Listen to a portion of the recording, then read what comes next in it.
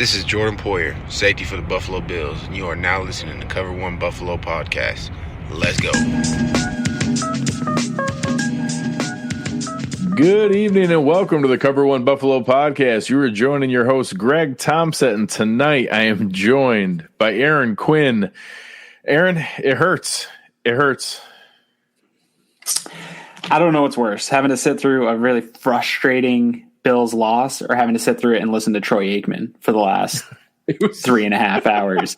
Both things were insufferable to have to just sit through. So I don't know why I just tortured myself. And now I'm going to sit here and talk about it with you. At least I'm doing it with you. Yeah, I'm much better than Troy Aikman and Joe Buck, so I'm comfortable with that. It wasn't great. It wasn't great. This was a painful night. And you want to know what made it worse? There was even that very Billsy, moment where I convinced myself we were going to win. There was a moment there. We all did. We'll get to it. I was like, oh my God, they're going to steal this game that they don't deserve. I can't believe it. And it made it hurt worse. Like I had already hit the point of pain and emotional frustration and suffering, and then got my hopes up again. And then they hit me in the gut again. It was great. It was everything that you could look for in a Bills game. Yeah. All right. Tonight, our show is presented, as always, by our wonderful partners at Uncle Jumbo's. Tonight is as much of a night as you're ever going to need Uncle Jumbo's. If you need the help, take a moment, relax, pour yourself a nice drink, enjoy it, imbibe deservedly. Our first half of the show tonight is presented by Paul Bannock, Keller Williams Realty out of Rochester, serving as a resource in the community. We're here for you before, during, and after you close. Make sure you guys look for Paul Bannock. Find them on Facebook. It's a great place to be able to find them. Paul Bannock, Banach.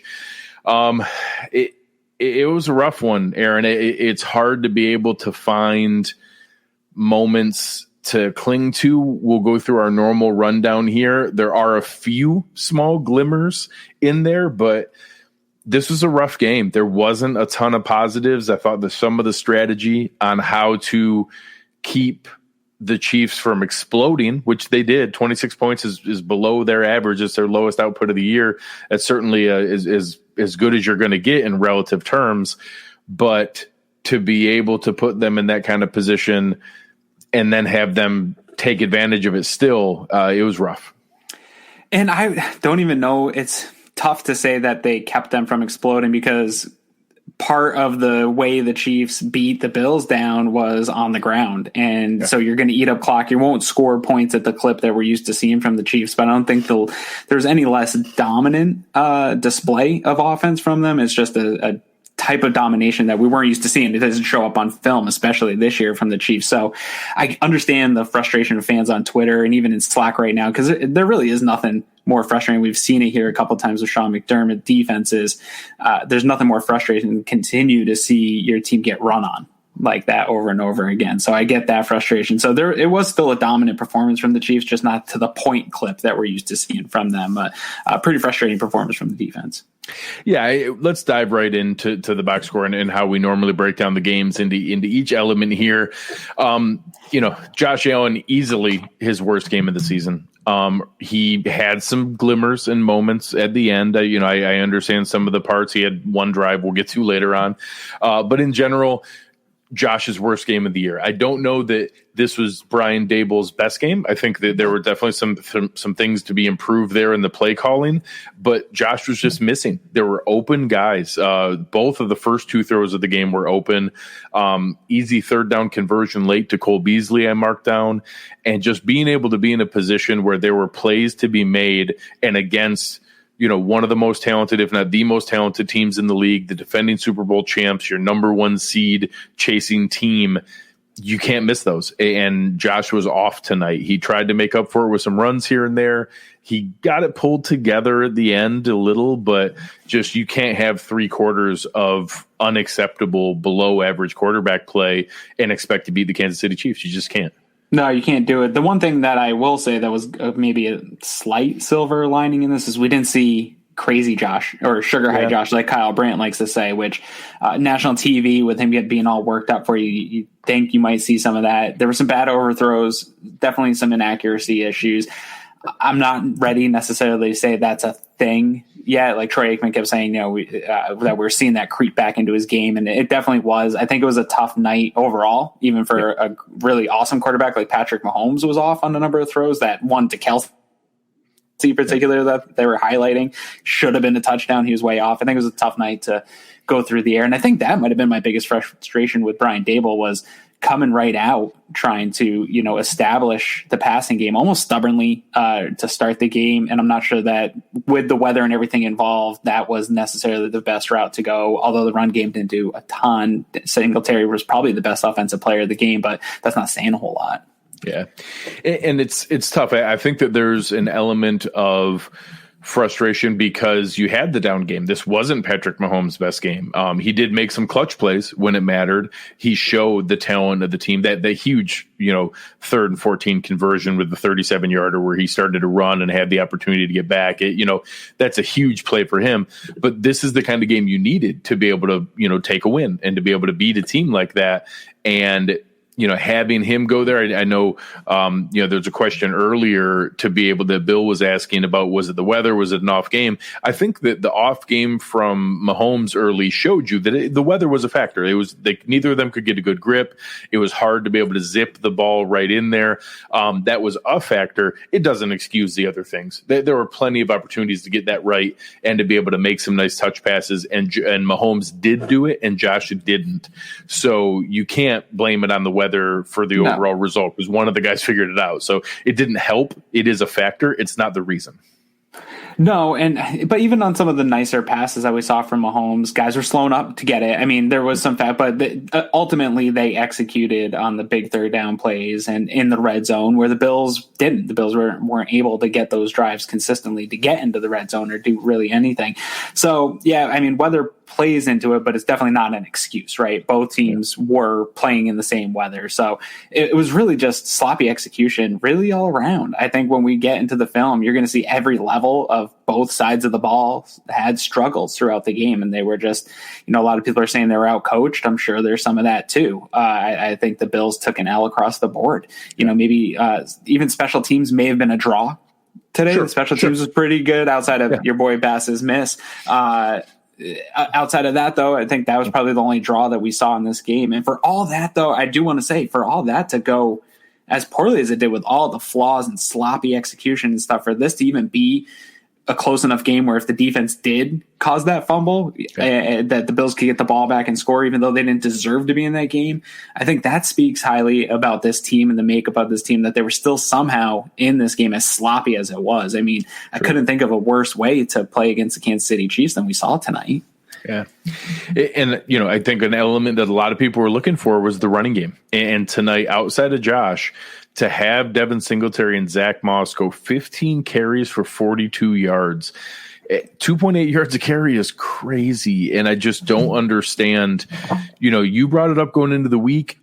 Maybe we're just wrong, and the Chiefs are somehow a good run defense somewhere, but that was even the worst part of their DVOA. I don't understand how they can't get a run game going here. They've had a couple games where there's been some efficiency with low overall output, and not a huge, no 200-yard rushing games or anything crazy. But they've had a couple games where, they could have ran the ball more there, but they passed the ball so much they didn't need to, but the efficiency was good.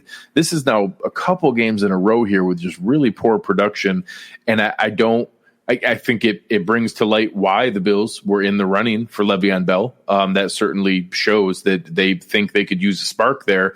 And I can't put my finger on it. Once the film comes out, we'll be able to take a look at how much was maybe a player not making a play. And it certainly seemed like possibly the worst game from the offensive line so far this year. Yeah, I think it was a tough game from the offensive line. When that inactive report came out, I think a lot of people are sleeping on how big of a loss Quinn Spain is now 2 weeks in a row. And I know he had that healthy scratch against the Rams, but I still think he's an improvement from Winters. And I think Winters probably, and I don't like to speak to offensive line individually, but I don't think he had a particularly good game here again. I think he's a problem on the interior offensive line. We need Feliciano back as soon as possible. I'm not sure. I would like we both need of them Spain, back. And I don't know the extent of Cody Ford's injury. I don't know if we've heard anything or anything going on with that. So we need Spain and Feliciano back immediately. And I don't think the run game really gets going until those guys are back. And it might take them a couple weeks, having not played football much for Feliciano, and now Spain coming off back-to-back weeks of not playing and another healthy scratch week. So I'm hoping that's going to be some of the answer to get some of that spark of Devin Singletary back. But it has not been productive yet. And they are going to need it in any type of games like this where it's close and you have bad weather or something comes up. There's going to be some need for some smash mouth football. They can't just line it up, spread it out, and throw it every single week. You're going to have weeks where you need to be balanced. Yeah. And there's a couple questions about Feliciano. Feliciano started practicing the beginning of the Titans week. So he's eligible to return anytime over the next 8 days. Basically a week from today, they have to activate him. So I think technically they can wait until the day after the Jets game. If they don't activate him by next Monday, he has to go on season-ending IR. I obviously don't anticipate that being the plan, so I'm assuming he's going to be activated this week. They don't need to do that all the way up until game time the day before. Right. They can then remove him from the IR, so just for gamesmanship and to give themselves the option of waiting on an injury or something weird, they can wait until the very end. Also, I feel bad. Cody Ford got destroyed on the play that he got hurt. Really? I don't know what order it happened. I don't know if he got hurt and then got just obliterated, or if in getting obliterated he got hurt, but it was bad. So I'm going to reserve further comment because I was going to go crazy on that play because he got blown off the ball like in a high school game where you see a guy get arms flailing going backwards. I don't know what happened. So maybe he got hurt and then got hit like that, but it was not a pretty play. And it's something that hopefully it's not a serious injury. And this comment here, the Bills got their butts kicked. Very simple. I don't know that it's as simple as that, but what I will say to that is this is the type of game that when you lose the line of scrimmage, this is what it looks like. Yes. It's super frustrating. Yes. Your offense isn't going to be able to get a whole lot going. Your defense is just going to get pushed around up and down the field. And we talk about a lot on this. It's a super coaching cliche to win up front and win in the trenches and all that stuff. But this is why it's important. These super frustrating looking games. When we go look at the film, I guarantee you way more times than not, the Bills lost the line of scrimmage on both sides of the ball all night long. And that's why it looked and felt so frustrating to us fans. Yeah. For the receiving game, I don't know. It was okay. I think that there were a couple more misses by Josh. The numbers look low because a couple plays where our guys had them beat. We got defensive pass interference calls. Stephon Diggs would have scored on the one play that was a DPI. There was the ball off his hands deep on the end zone where I was actually petrified he was going to hit the freaking field goal upright. Deep ball off John Brown's hands, a couple of drops, not terrible, more missed throws by Josh than drop balls, but not our wide receiver's best game of the night. I don't want to hear anybody giving Stephon Diggs a hard time. Would I like to see him get back on the line at the end of the game? Yes, but I don't think that was some egregious, terrible thing. It wasn't their best game, but I don't think the wide receivers cost us anything here today. I thought that this game was more on Josh playing his worst game than the receivers, but it wasn't anything special out of our receiving core. And also, again, the offensive line. And Josh, the biggest difference I noticed in the game was Patrick Mahomes had more time and looked more comfortable, and Josh didn't look comfortable. And the plays they did look comfortable, he was still off target on a number of them. You can't have both. You can't have Josh being off target and receivers dropping balls, because those two things there's not enough plays in a NFL game, especially when you're not converting on third downs. There's just not enough plays to have both things happen and continue to have any type of offensive efficiency. So you got to really have one or the other, unfortunately. And tonight they had both. But didn't see really anything bad out of the wide receivers. It will be interesting when the All-22 comes out. I think we're gonna see a lot more defensive holding than was called, because that was more than I've seen in a long time called against the Bills team, and so I know more was going on back there, and that might have led to some of the issues with Josh not finding anybody open. We'll have to see when we get the film, but yeah, and I agree. I want to also state, just like Greg did here, I don't want to see people tagging Stephon Diggs this week because you're in your own emotions about this loss. I would have liked to see him get back to the line of scrimmage, but I'm not going to be mad at him. by far the best addition to this team. And the Brandon Bean era, sparked the entire offense. I'm not going to get mad at him about one play when the game was over. Made an insane touchdown catch earlier. The fact that he kept his feet in on that touchdown right after drawing the pass interference that also would have been a touchdown. Yes. He's a special player. He needs to get back. He's going to hear about it in film study. We can move on. Yes. I genuinely don't know where to start on the defensive side of the ball. I'll open it up with, there were 2 or 3 positives I want to touch on before I lambaste the rest of the players. I liked the initial idea of creativity with bringing in Saran Neal as a nickel linebacker. I like that they were giving Cam Lewis reps at nickel cornerback just to see if they could spark something. It's a shame. I don't know exactly what he did to his hand or wrist, but some kind of legitimate injury there. And I think Justin Zimmer is going to be the new fan favorite. He's our new Brandon Riley, Duke Williams of this season. Everybody need to prepare yourself. There's now going to be a Justin Zimmer fan club. And I think I'm going to be a member. I'm in it. I'm in the Justin Zimmer fan club. So, and honestly, that's about it. I don't know if anyone else played anything reasonably to play well. I don't know. It's just, we'll start with the defensive line. There was one positive play out of Mario Addison where he got a sack that I'm pretty sure he was getting pancaked by the Kansas City lineman and then accidentally found Patrick Mahomes on his way to the ground. But that was a sack.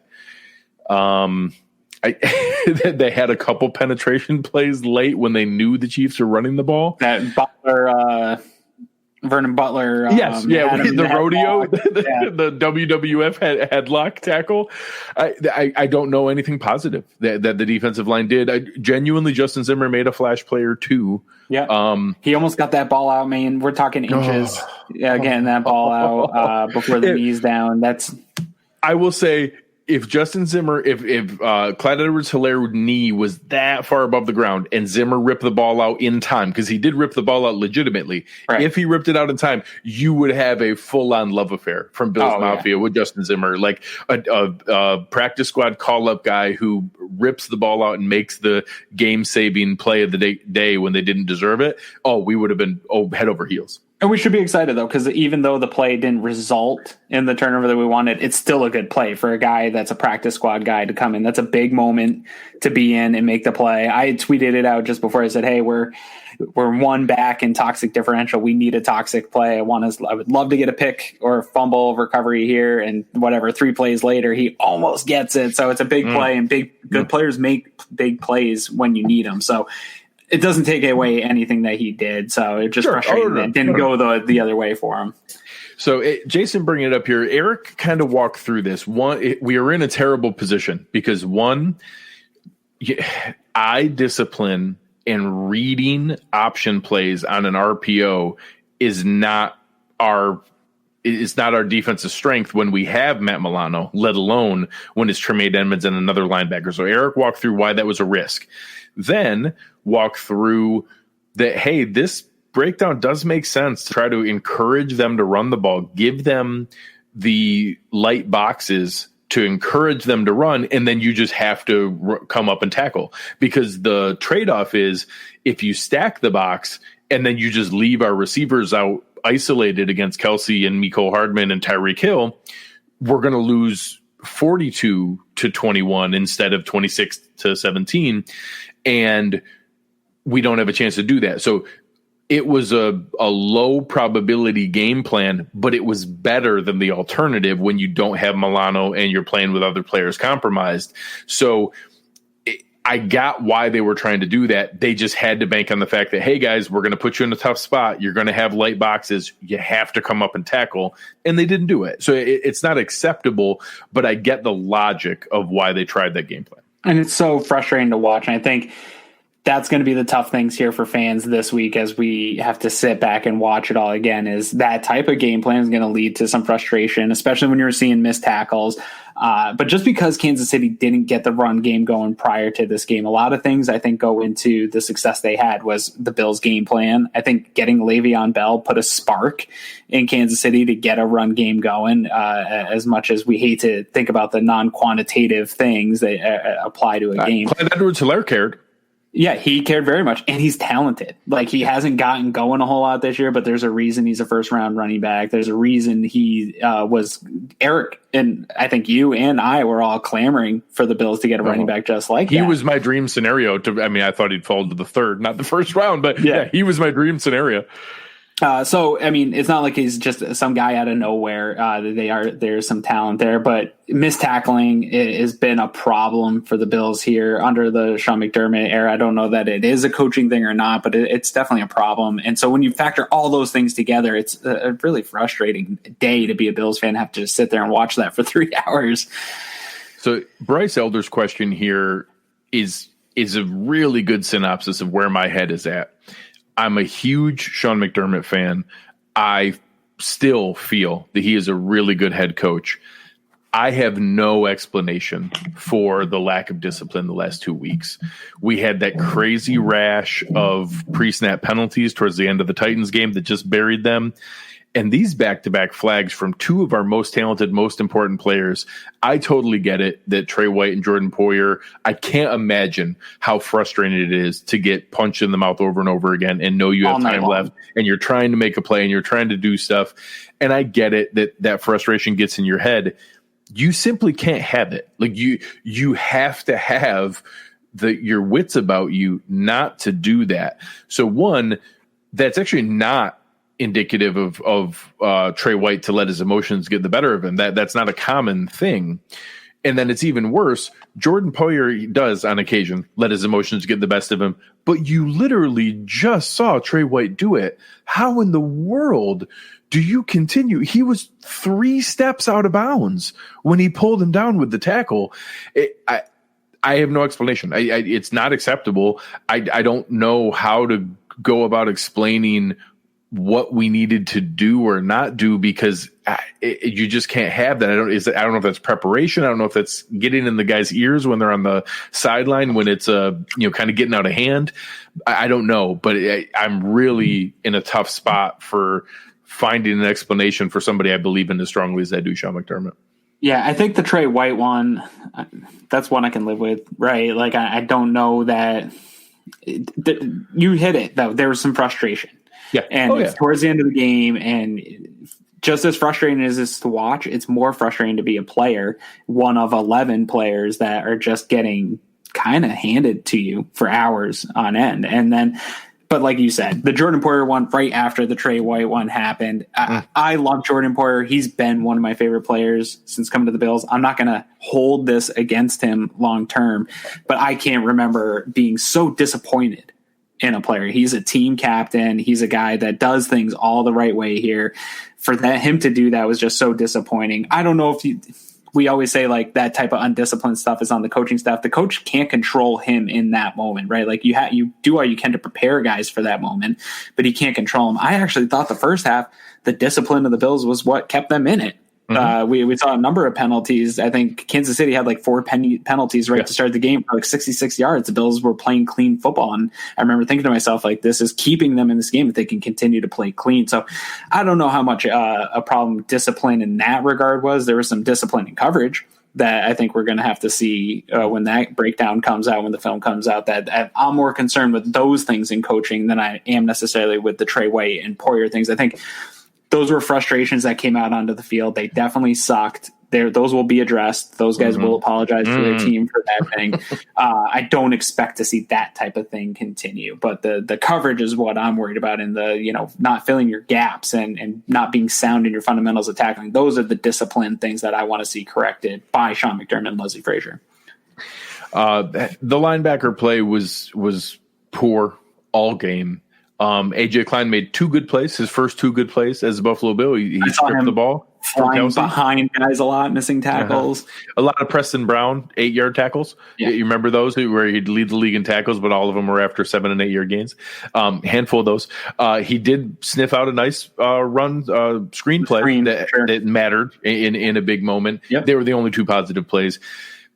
I am now fully at a loss with Tremaine Edmonds. I don't know. I don't know what the answer is going to be. I know everyone is throwing out the position change. That's a crazy thing to think that, hey, he's struggling to grasp this position. I know what the answer is. Let's put him at a different position and have him learn that one. Then who do you put at? Who's going to play middle linebacker? Yeah, and we don't have one of those on our roster. So trying to figure out what to do. And I know it's not as bad as the play I'm going to use as an example, but it is a pretty damning example. Is on that 4th and inches where they had a chance to have a game-changing stop, and you get the ball back within a possession and have a chance to go down and take the lead and win the game. The defensive line made one of the few good plays of the game. Quentin Jefferson and Justin Zimmer both get penetration. They're both in the backfield. They have it stuffed up. A.J. Klein actually holds his hole and is there. I've watched it 5 different times. Tremaine Edmonds hesitates, waits, watches Kelsey go by, fills in the wrong hole, and leaves his gap wide open. Just follows behind Klein for no reason I can understand. I don't know what his key was. I don't know if he thought Mahomes was keeping the ball and following Kels. I don't know. I'm just at a loss. And on that play, Darrell Williams first gets kind of stuck in the backfield with Quentin Jefferson's penetration, bounces off to it, and then no one's there, and he runs for the touchdown. And it's just so frustrating to see that should have been a game-changing tackle for loss on 4th down. Sure. I'm willing to concede there's problems. I think it's really difficult to find a scapegoat when your defense plays this poorly. And we talk about all the time when the defense is playing and having success that it's a product of the scheme and 11 players playing within the scheme. And I think right now what we're seeing is, and Mike Hyde said it, it's almost every play somebody's not doing their job. People are not doing their 1 of 11. So like the play you just described, most of the players are doing their job, one doesn't, and that's a big play. And I think we're seeing that almost all throughout the scheme, all throughout pretty much every play here. Another thing that goes into Tremaine Edmonds' play is he hasn't been healthy. I'm not going to hold that as some type of crutch, but it's true. He's not healthy. He hasn't been healthy since the first half of the first game of the season. And then Matt Milano's health is an impact on Tremaine Edmonds' play because those two have played together for a long time now. There's continuity there. There's a huge drop off, even as good in flashing moments as Terrell Dotson's been. He's not Matt Milano, and then he gets hurt, and it's A.J. Klein. And A.J. Klein, I don't think was really brought in here to have the type of snaps that he's been thrown into this year, right? He was supposed to take over that Lorenzo Alexander role, which is not a lot of snaps. We're talking 25% of the snaps a game at most, and we were seeing them trend more towards nickel anyway. Now you're throwing him in there playing a large number of snaps here throughout the season, having played 99 snaps in a game when both Tremaine and Milano were out. So there's some issues there. Some of it's a lack of depth. I know people just say, go get people, but who? Yeah. Like, I don't know. Yes, that'd be fantastic if they could swing a trade for Miles Jack. I hope fake Sal Capaccio gets back out there and says that trade is official, but you can't get guys that aren't there. I don't know that there's anyone out there that's going to fill this. We need to get Matt Milano back. Tremaine needs to play better. Some of that's the defensive line playing more consistently better. Some of that's, the guys around him playing better as well. There's a lot baked into the problems that we're seeing really at every level of this defense. Yeah, and it's something that being able to see, the secondary wasn't great today. Obviously, Mahomes wasn't picking them apart, so there isn't as much frustration there. There was a bad handoff between Trey White and Poyer on the Kels touchdown. There was, you cannot fault them on the late Byron Pringle 37-yarder because Mahomes was rolling around for 6-7 seconds. Nobody can cover that long. No. Poyer made the right call. He took away Kelsey. If he doesn't come up and take away Kelsey, then Mahomes just throws the ball to him instead. Like, there was no good answer once they've run around for 6 or 7 seconds. There's no coverage that lasts that long. So the running game pulled them a number of times. Oh, yeah. They were doing so good on the run that the a cornerback sold out to the run a few times on play action. You could see him get the whole defense get pulled up, and Mahomes just put it in right behind him. That's again, really frustrating to see. I don't know the answer there. Like, you want them to stay sound and read the play action. Kansas City is really good at this stuff, and they know when to make these calls and to do these things. I saw I'm trying to find the comments. Somebody said the Taron Johnson experiment he's in, and I'm for it at this point. Like, fine, well, let's do that. But now Cam Lewis is hurt. Like, I don't think that experiment can't really end. There's nobody left. Unfortunately, I'm not going to throw Dane Jackson out there. I don't know that Sear Neal, as well as fun as it was to see him in the nickel and the prospect of him, that's cool. Dean Marlowe's much worse in coverage than really any of these guys. I think he's one of PFF's like lowest rated for, having as many snaps as he does. So outside of swinging a trade, which trades only work if the deal's right, I don't know that we can bank on that. That I see no answer right now that exists out there without giving up some assets of some kind to get that right. So I don't know what the answer is in the slot. I'd say if Cam Lewis is healthy, that's worth a shot, but that's probably a minor upgrade to Taron Johnson at best. He's not all of a sudden going to be some Pro Bowl nickel corner. That's going to be a hope and a prayer, and he might be worse. Bruce had a good point on Bruce Exclusive podcast last week. He broke down all Taron stuff, and there was some bad for sure, and he agreed. But the stuff that we don't see him get thrown to was good. Like, there was some also good in there, and that Cam was the same way. I think people were excited about Cam, and obviously the coaching staff was pretty excited about him too. But I don't know that he played like so lights out that we're expecting him to come in and be the next Nickel Roby or anything like that. Like that. I don't think that guy's on the roster right now, and that could be frustrating here lingering through the year. That might be a spot that gets picked on. And there's going to be flaws, even as good as this secondary is. There's going to be flaws, and people are going to get picked on. Maybe there's a scenario where Levi Wallace comes back, but I don't think he's a guy you want. He doesn't have the kind of athleticism to be in the slot. But maybe there's a scenario where we can have Norman, Levi, and Trey out there guarding, and that's better. I'm not sure, but we haven't seen any of those three be able to stay healthy and be on the field at the same time either. So no answer in my brain that I've come up with outside of swinging some crazy trade. Yeah. Justin asked about Sear Neal. They told you all you need to see that they played him in nickel linebacker. He did not play at all last week at corner when they needed him, and they put Cam Lewis in there. So I think he can get his way on the field, but it's not going to be in a prominent role. James asking about the D-line being undersized. That's part of building a modern pass defense. We need them to get home doing this. Having bigger guys might help. In some instances, they didn't plan on Star Lotulelei opting out, so he would have been the bigger, beefier one tech.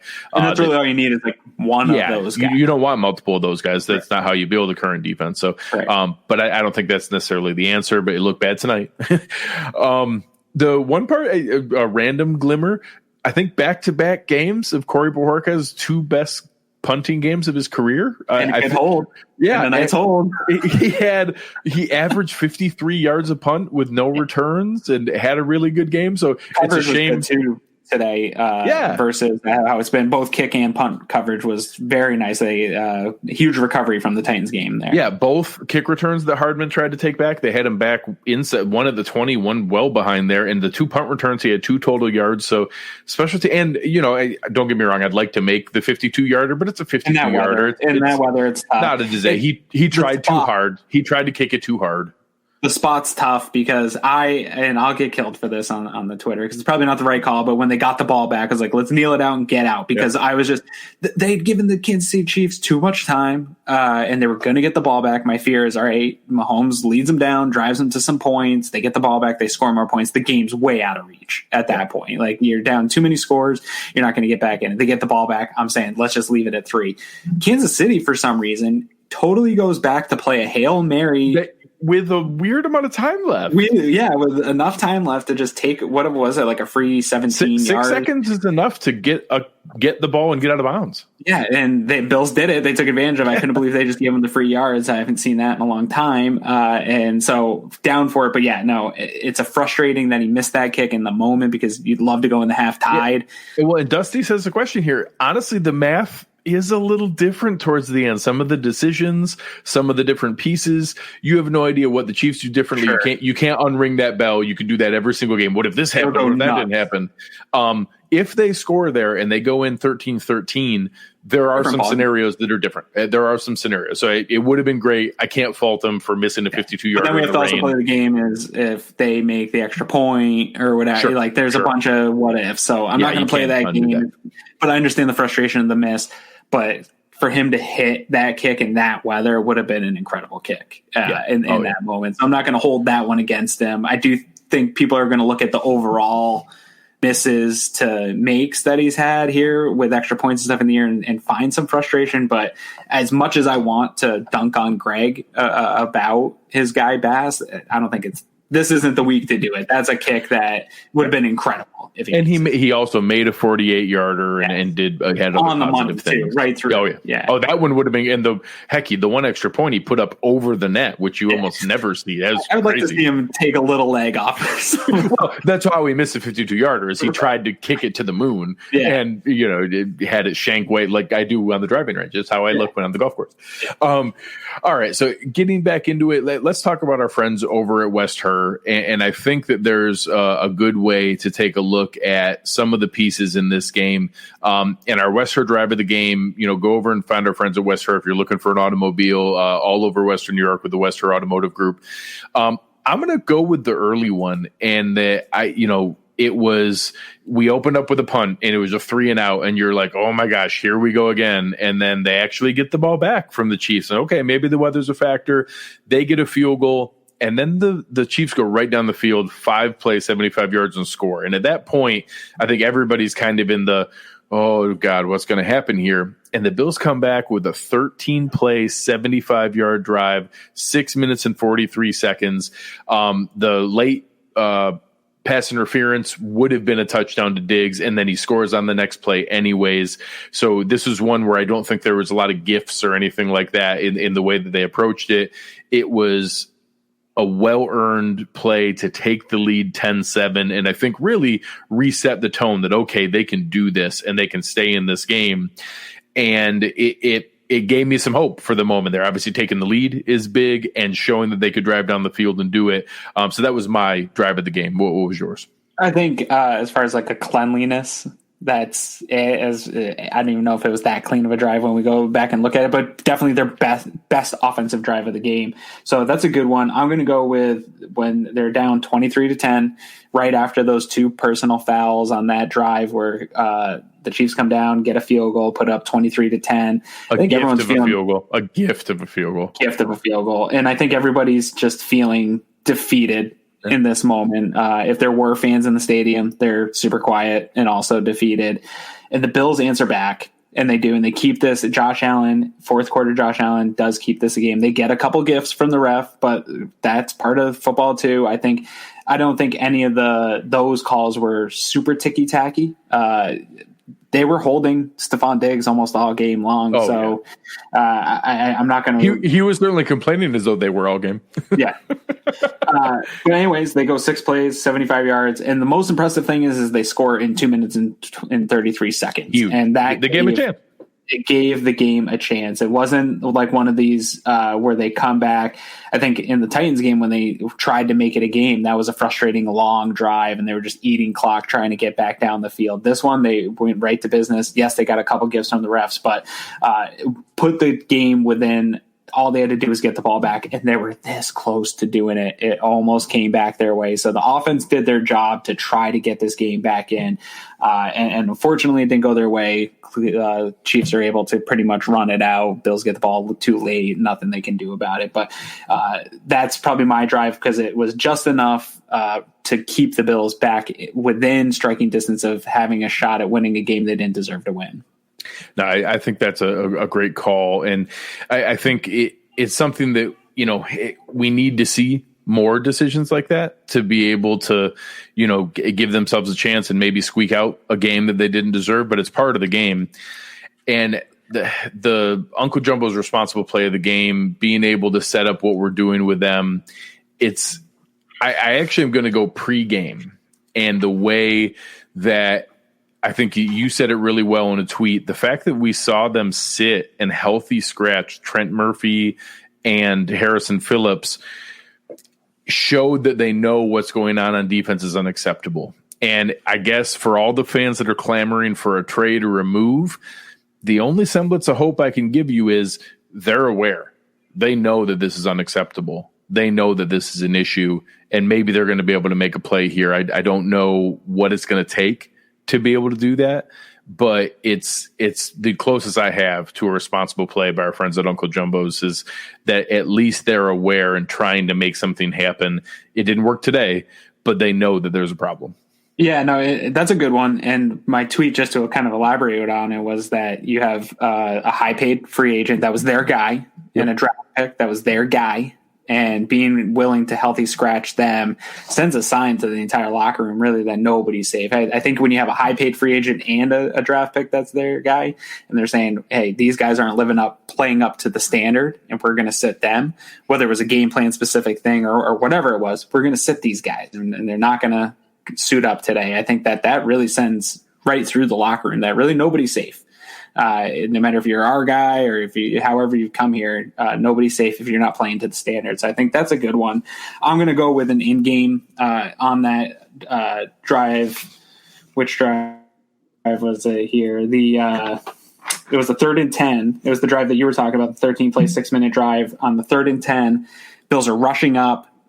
Go to snap it. It was I'm pretty sure Josh should have taken a delay game on it, but they did kind of get the snap off. It fumbled. Luckily, Sean McDermott called the timeout for Josh Allen. They didn't take the timeout, but the clock, they should have gotten a delay game there. Sean McDermott takes the timeout. They end up picking up the 3rd down on that DPI, which still makes it look a lot better taking that timeout. The timeout doesn't look so great if they don't pick up the 3rd and they're punting anywhere or whatever. So I'll give him the responsible play of the game for having heads up, being the clock manager, because Josh wasn't in that moment. Yeah. Josh probably should have taken the timeout in that moment, and that was one of the few mistakes clock management-wise that I've seen from Josh this year. So I'm glad Sean was on it and called the timeout for him in that moment. No, I think that's a good call as well. And it's something where I hope that you guys saw this show tonight as a moment to vent and a moment to heal a little bit, and a good cathartic show to see that, it's just frustrating to see games like this. I want to take a moment to look a little bit beyond that, and that it's a frustrating night. It's not the kind of game that I wanted. It was a frustrating experience to know that they had a chance to beat the Kansas City Chiefs, and they held the Kansas City Chiefs to 26 points, which is a winnable score. That is an amount you should hold them to if you want to win. But the Bills still have a game lead in the division. They're still 4-2. They're still in a good position with upcoming games. Obviously, next week against the Jets. The Jets are the worst team in the NFL by a healthy margin. If they lose that, I'm ready to burn it down. Sure. I'm very comfortable and willing to say that they're not going to lose that game. They're going to get the ship righted there. And then we're going to find out about this team, because you have a stretch here where you have back-to-back games with the Patriots and Seahawks at home, at the Cardinals, home for the Chargers, at the 49ers, home for the Steelers. And it's just a stretch of 6 very real games. So we're going to find out every single week, is this team what we expect them to see? They're not going to win all 6 of those games. What I expect is for them to win next week and to go 5-2. And then I expect them to probably split over those 6 games to go 3-3. And then they're going to be sitting there at 8-5 with a really good shot to go to 10-6, 11-5 to end the season and be in a good position to win the division and host a home playoff game. I think that that's the kind of team this is going to be. Everybody knew this was going to be a slightly tougher schedule coming into this year. We're going to have some tough games. There's going to be difficulty to overcome. I do think there's reason to hope that they can figure out some of this defensive stuff, just because there's enough history to show that they know what to do. And I think if we get Matt Milano back and we get some of these guys healed up and ready, maybe there's a small addition. I think there's reason to still have hope about this season. I think there's reason to still have hope about this team. And I think it's okay to talk about that. I think that games like this suck. Back-to-back games getting punched in the mouth like this on national TV are going to be painful. Plenty of people are going to jump off the bandwagon. Plenty of people who have only now watched 2 Bills games are going to call them paper tigers and say that they're trash. I don't think they are. I think there's enough good things in this team that they can win this division. They can host a home playoff game. They can win a playoff game. And if things break right, they can go on a little bit of a run. And I think it's okay to feel that and be frustrated and disappointed in the last 2 games. Yeah, I don't think they're the team we saw in the first 3.5 games. And I don't think they're the team that we just saw in the last 2 games. I think they're somewhere in the middle. And I think they're still going to live up to my personal expectations, which is what you just laid out, winning the division, getting a home playoff game. I think winning a home playoff game is a success. I think that is the next step in the process for where they're at, and maybe making a run is great. But I think that anyone that took that first 3.5 games or the first 4 games, say, and took that and said, this is a Super Bowl contending team and we're going to go out and win the Super Bowl. And now that's my needles move to we're definitely going to be a Super Bowl team. I think that's just us living in our emotions a little bit. And I don't know that it's fair to put that on this team because they're just not there in the process yet.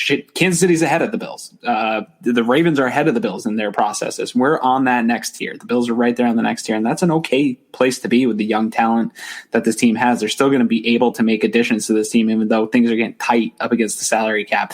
They still have players developing through this system. So I think, yes, it's tough. Let's get through tonight. Rage a little bit on Twitter. That's fine. Do all that stuff, but be happy that your team's 4-2. And like Greg said, I think going to be 5-2. And the 2 losses came to teams that were in the AFC Championship game just a year ago, and I think are probably the most likely right now to be in the AFC Championship game again next year. They're 2 of the best teams in our conference, and that's okay to lose to those teams.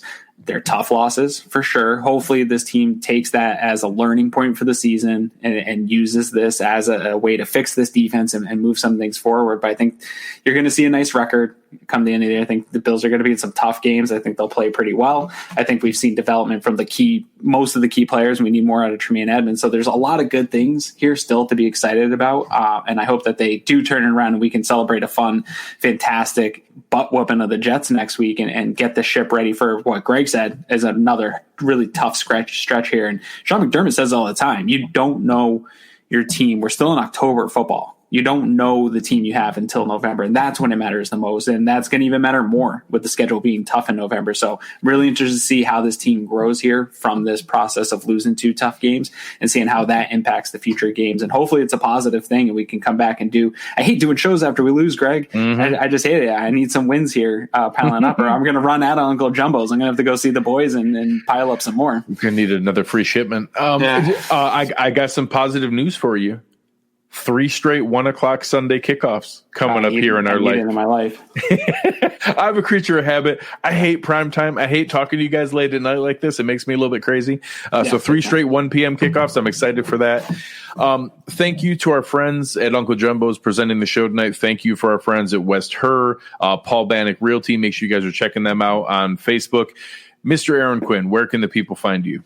Well, if you have anything negative to say to me, you can find me at Greg Tompsett. You can find me at Aaron Quinn 716. Bring all the negativity my way. It's all right. I can handle it. Yeah, we're here for you guys. This is a rough one.